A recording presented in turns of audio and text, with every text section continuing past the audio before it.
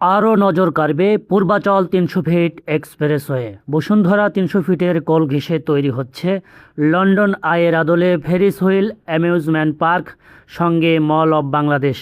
৩০০ ফিটে আসছে নতুন যুগ। বসুন্ধরা ৩০০ ফিট সড়কের পাশে গড়ে উঠছে লন্ডন আইয়ের আদলে আন্তর্জাতিক মানের একটি অ্যামিউজমেন্ট পার্ক।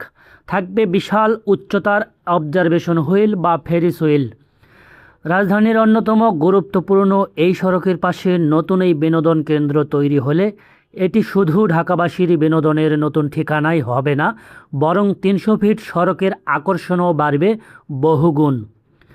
বিশেষ করে এখানে যদি লন্ডন আইয়ের আদলে বিশাল ফেরিস হুইল সহ আধুনিক বিভিন্ন রাইড বিনোদনের ব্যবস্থা এবং নান্দনিক পরিবেশ তৈরি করা হয়, তাহলে এটি হয়ে উঠতে পারে ঢাকার অন্যতম আকর্ষণীয় বিনোদন ও পর্যটন স্পট।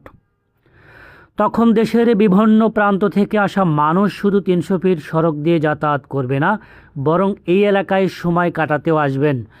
ফলে বাড়বে দর্শনার্থী, বাড়বে ব্যবসা বাণিজ্য, আর একই সঙ্গে ৩০০ ফিট সড়কের গুরুত্ব ও কদরও বাড়বে আরও অনেক বেশি।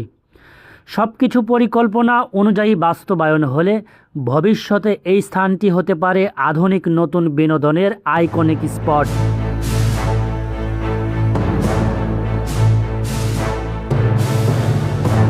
এছাড়াও তার পাশেই তৈরি হচ্ছে নতুন এক বিশাল শপিং ও বিনোদন কেন্দ্র, নাম মল অব বাংলাদেশ।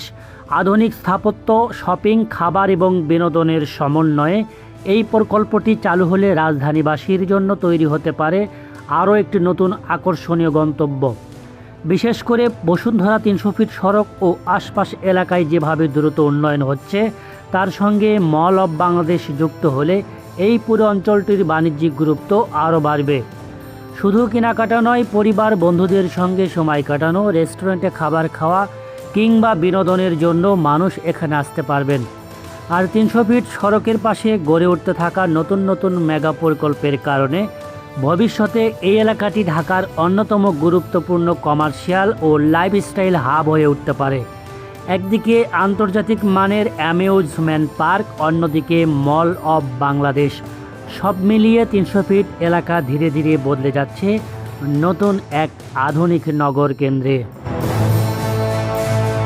দর্শক, আজকের এই ছোট্ট ভিডিওটি এই পর্যন্তই ছিল। দেখা হবে আগামী কোনো পর্বে।